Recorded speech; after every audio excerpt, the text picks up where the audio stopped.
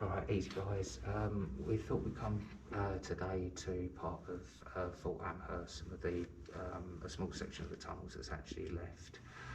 It's actually part of the Caponier here, which is basically a covered walkway that goes across a dry lake to give you safe passage from one strategic point to another.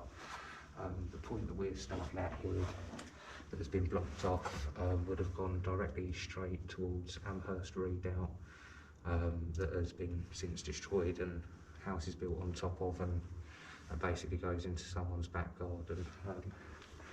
And they have access down this way.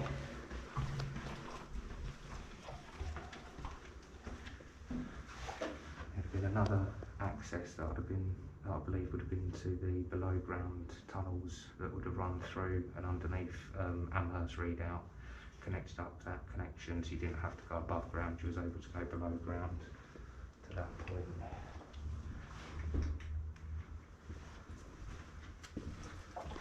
Of course, during World War I, World War II, this had been converted like most of the others. You can see on the walls coming down, they would have been clips that would have held the electrical wires for all the sort of lighting and that down here, would have been retrofitted.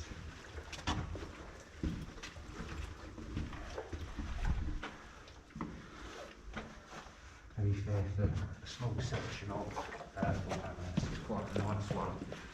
Still fairly well preserved. In a recent video I've said it has got graffiti through it, so I'm sure we will see that.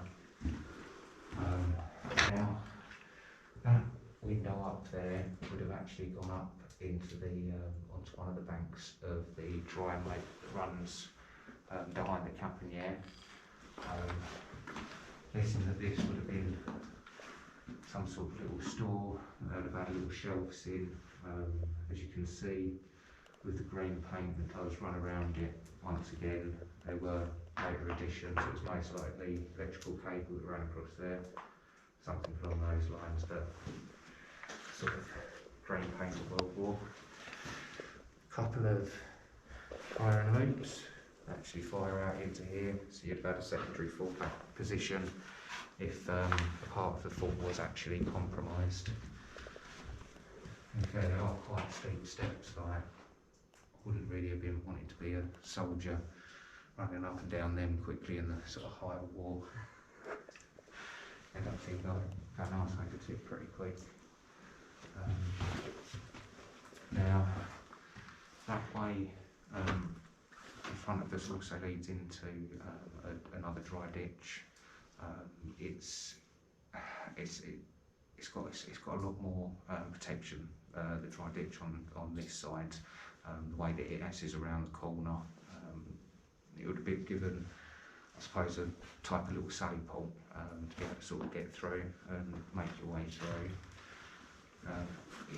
It's quite unusual the way that this one's made, the way that you've got tunnels that cut into tunnels that cut into tunnels. A lot of the original floor around this section is actually still intact and still raised off of the floor. Still quite solid. This section of the room now is the actual sort of Caponier.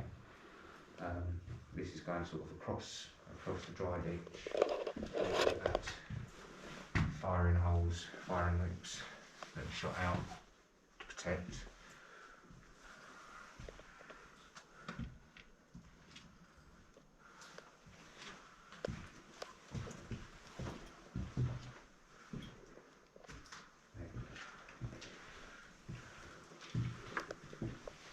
Coming into here, that would have been a small magazine and a doorway in place.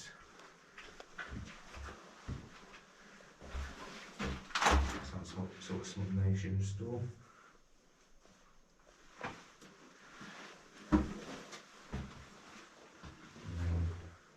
Steps going up that lead up to a small guardhouse on the wall of the dry moat. And with those steps you can tell that this was a munitions store. So they've got these slight cut out bits in the front of each of the steps.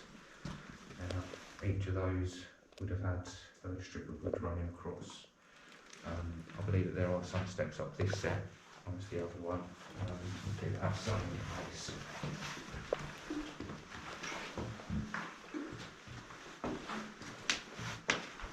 And then that will lead you out on top of the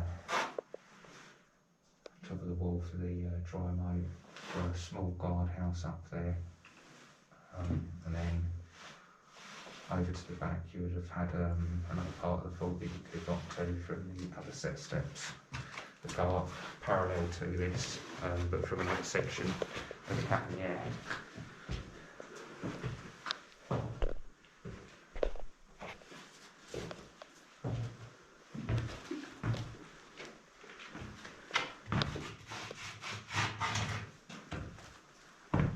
It's really cool to see the individual slabs still intact, still in place.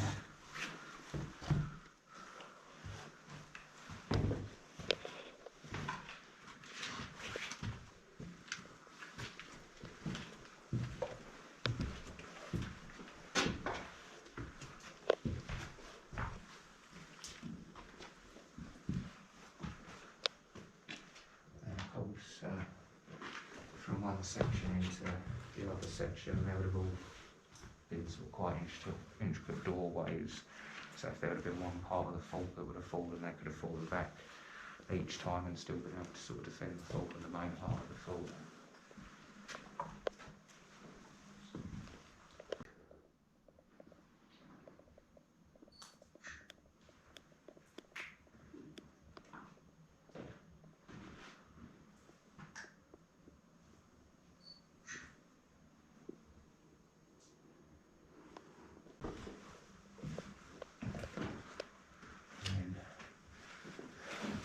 These would have been able to aim out and get out into the back side of the dry moat. A bit more strategically.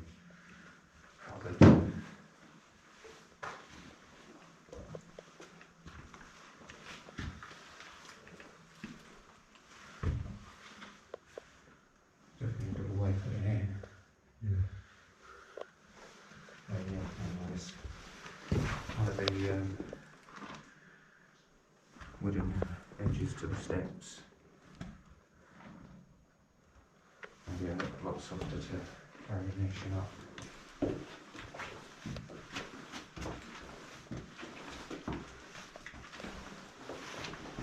That one is coming away from the step. I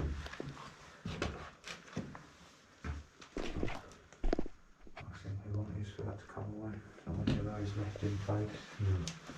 And this would have come up, and then that would have come out on top of the right next to the other door. We've just gone up the other curved set of steps too.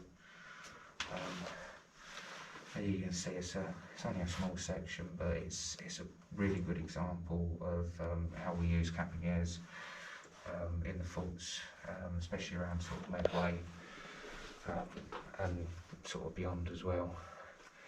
Now, it's not a massive section, but at the end of the day, it's part of history. It's part of Fort Amherst. It's one of the sections that we've been able to get into, but I've got a feeling because of the graffiti down here, because of the amount of attention that it has got, it will probably be closed up soon enough, like sort of a lot of the other parts.